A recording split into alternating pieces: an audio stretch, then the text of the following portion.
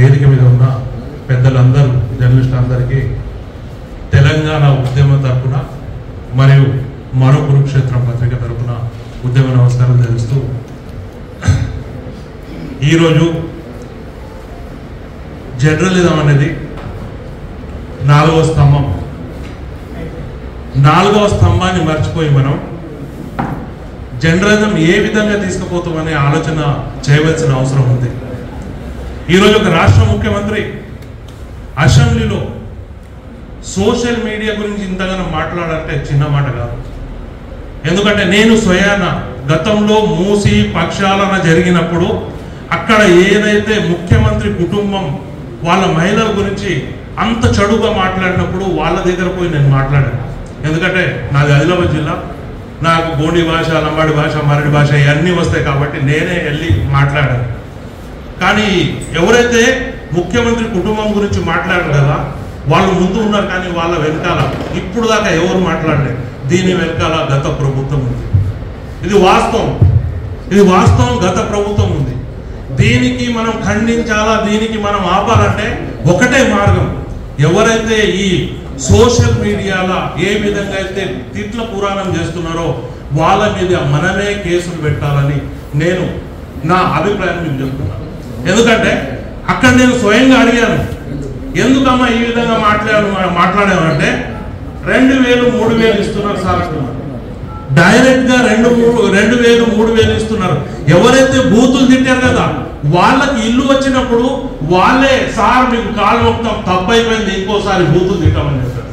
అంటే జర్నలిజం ఏ విధంగా ఏవైపు పోతుంది. నేను ఒక విషయం చెప్తాను, పెద్దలు ఇక్కడ ఉన్నారు కాబట్టి. నేను ఒక జర్నలిస్ట్ గా మారడానికి కారణం ఒక చిన్న మాట చెప్తాను. కోదండరాం గారు ఇక్కడ ఉన్నారు. గత తెలంగాణ ఉద్యమంలో ఆదిలాబాద్ లో కోదండరాం గారు తెలంగాణ తల్లి విగ్రహావిష్కరణకు వచ్చారు. ఆ విగ్రహావిష్కరణకు వచ్చినప్పుడు దానికి నేను అడ్డుకున్నా. ఎందుకంటే అది తెలంగాణ తల్లి కాదు, అది కవిత అని అడ్డుకున్నప్పుడు. నేను తెలంగాణ ఉద్యమంలో ఉంటూ ఆయనతో జేఏసీలో ఉంటూ అడ్డుకున్నా. ఎందుకంటే నేను ప్రశ్నించిన అప్పుడు నా మీద కేసులు జరిగినప్పుడు జర్నలిస్టులు అందరూ కలిసి కోర్టులో వాళ్ళ దగ్గర వీడియోస్ సబ్మిట్ చేస్తే నేను బయటకు వచ్చిన ఆ కేసు కొట్టడం జరిగింది. అప్పుడే అనుకున్న జర్నలిస్టులకు పవర్ ఎంత ఉంది, ఆ రోజు నేను జర్నలిస్ట్ అవుతా అని నేను జర్నలిస్ట్ అయినా. కానీ ఈ 4వ స్తంభం ఏదైతే మనం చేస్తున్నాం ఆ 4వ స్తంభం గౌరవాన్ని మనం కాపాడుకోవాలంటే ఈ లుచ్చా ఎవరైతే జర్నలిస్టులు ఉన్నారు కదా వాళ్ళ మీద మనమే కేసులు పెట్టాలని కోరుతూ ఏదైతే మీడియా కౌన్సిలింగ్ ఏర్పాటు చేయాలని నేను కూడా దానికి ఏకీకూరంగా సాయం చేస్తూ నాకు అవకాశం ఇచ్చిన పెద్దలందరికీ ధన్యవాదాలు తెలుపుతున్నాను. భూములు దక్కేవి కూడా కావు. ఇవాళ సాధ్యమైందంటే మరి అట్లాంటి ప్రయత్నం వల్లనే. అట్లాంటి అనేక అంశాలు మల్లన్న సాగర్ మీద పోరాటం చేసినప్పుడు ఆ గ్రామంలో ఉన్న యువకులు నడిపిన సోషల్ మీడియానే వాస్తవాలను వెలుగులోకి తెచ్చింది. తర్వాతనే మెయిన్ స్ట్రీమ్ మీడియా దాంట్లో భాగంగా వచ్చింది. కాబట్టి ఇది ఉండటం అయితే అవసరమే. రెండవ అభిప్రాయం ఎవరికి ఉండవలసిన పని లేదు. కానీ దాన్ని నడిపేటువంటి వాళ్ళు చాలా జాగ్రత్తలు తీసుకోవాలి. 2-3 జాగ్రత్తలు. ఒకటి, వాస్తవాలు తెలుసుకోకుండా తొందరపాటున పోస్టింగ్ చేయటం ఒకటి మంచిది కాదు. చాలా జాగ్రత్తగా వాస్తవాలు తెలుసుకోవాలి, సమాచారం తీసుకోవాలి. రెండవది ఏంటంటే మాటలు పదజాలము చాలా జాగ్రత్తగా వాడాలి. అడ్డగోలుగా బూతులు నేను మాట్లాడలేదు కదా, రైతు వాడిండు కదా, ఇంకెవరో వాడిండ్రు కదా, అదే కదా నేను చూపిస్తున్నా అని అనుకుంటాం. కానీ మనం దాన్ని ఎడిటింగ్ చేయాల్సిన బాధ్యత మన మీద ఉంటుంది. తప్పనిసరిగా రాసినవన్నీ మనం చెప్పాం కదా, ఆవేదన ఉంది రైతుల్లో అని. మనం ఏ క్లిప్పింగ్ ఏ రకంగా చూపించాలో ఆ రకంగానే చూపించాల్సిన అవసరం మన మీద ఉంది. ఈ జాగ్రత్తలు పాటించటం చాలా అవసరం. ప్రజెంటేషన్ అనేది కూడా అందుకని చాలా చాలా ముఖ్యం. ఒక నిష్పక్షపాతంగా మనం వాస్తవాలు వెలుగులోకి తెస్తున్నట్టుగా, ఒక ఆవేదనను వినిపించే ప్రయత్నం చేస్తున్నట్టుగా కూడా కనబడాలి. ఇవన్నీ మనం జాగ్రత్తలు తీసుకోవాలి. అందుకని నా సూచన ఏంటంటే ఎట్టి పరిస్థితుల్లో స్వీయ నియంత్రణకే ప్రాధాన్యతనివ్వాలి. జర్నలిస్టులే తమకు తాముగా నిబంధనావళి తయారు చేయండి. ఇంతకుముందు పాషం యాదగిరి గారు చెప్పిండ్రు కదా మనం ఏమేమి జాగ్రత్తలు పాటించాలి అని.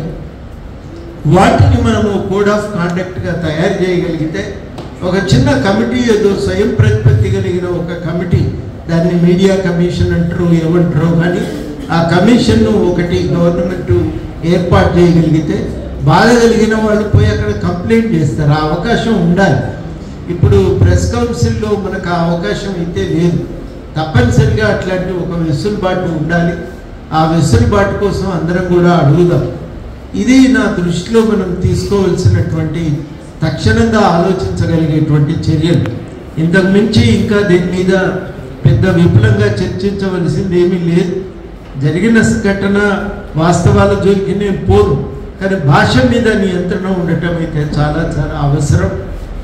అది ఆ జాగ్రత్తలు మనం పాటించకపోతే చాలా నష్టం జరుగుతుంది. మన స్వేచ్ఛకే నష్టం జరుగుతుంది, గొడ్డలు పెట్టుగా మారుతుంది. కాబట్టి ఈ జాగ్రత్తలు పాటించడం చాలా కీలకం.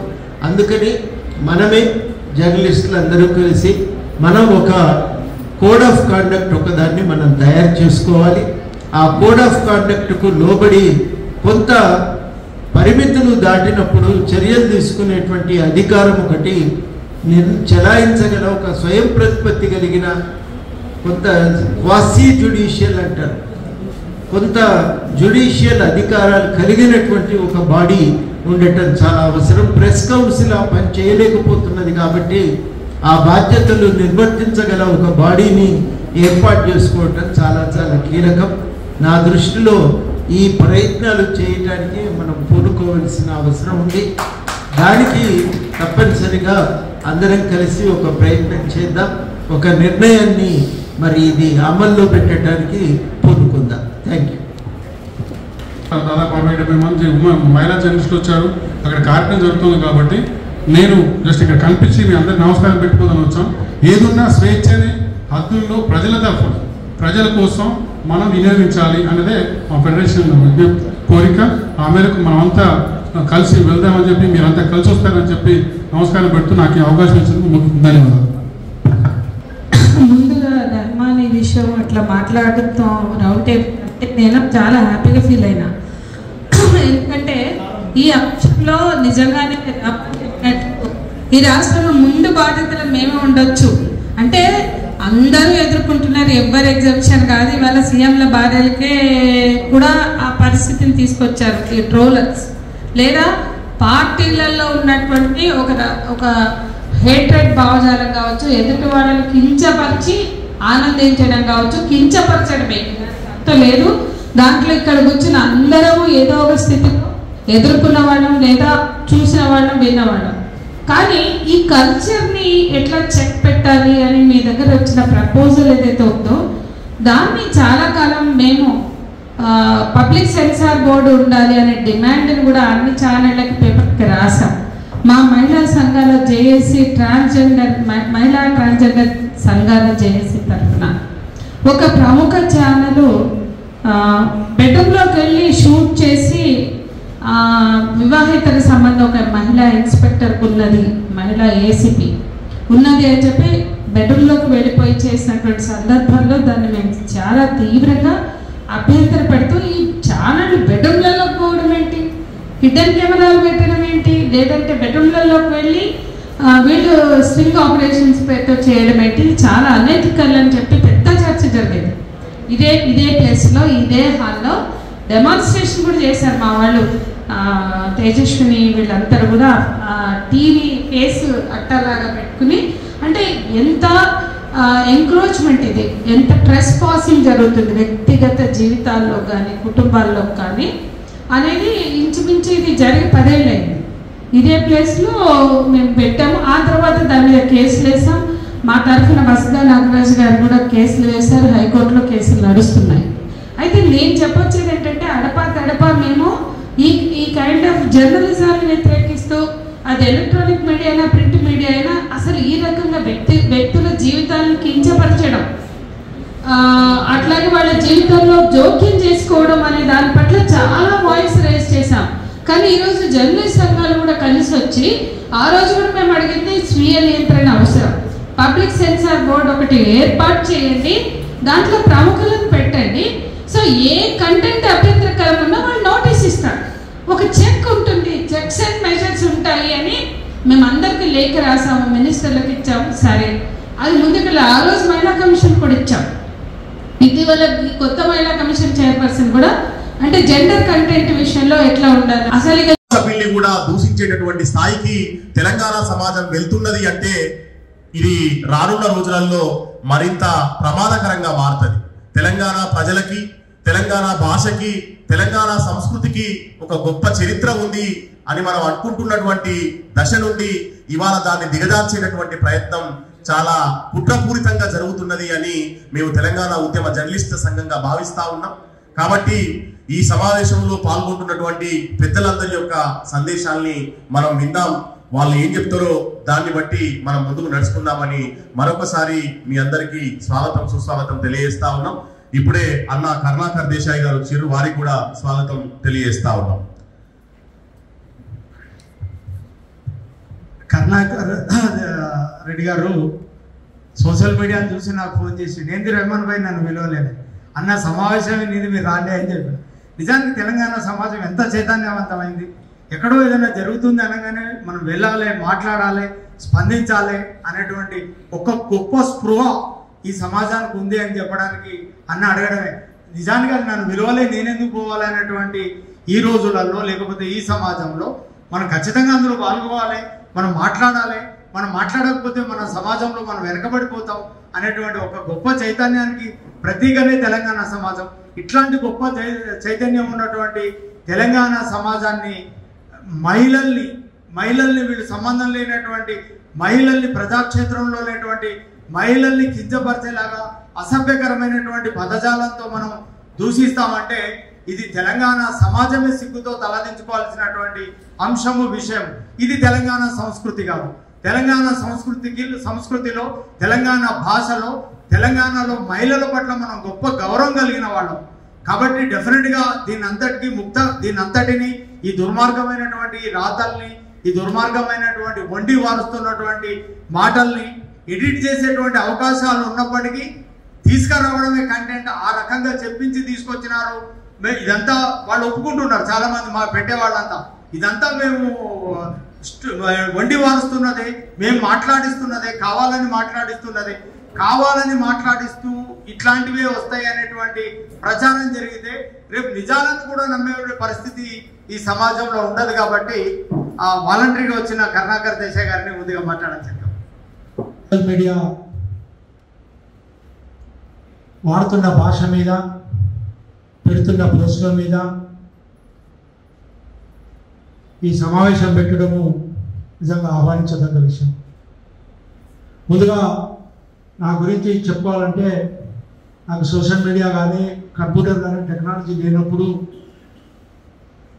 కంప్యూటర్ హార్డ్వేర్ బిజినెస్ 1998లో చేసిన కాబట్టి అప్పుడు ఈ సోషల్ మీడియాకి వచ్చినాం. ఆ రోజులలో ఓన్లీ డెస్క్టాప్ కంప్యూటర్, ల్యాప్టాప్ కూడా తక్కువ ఉండే.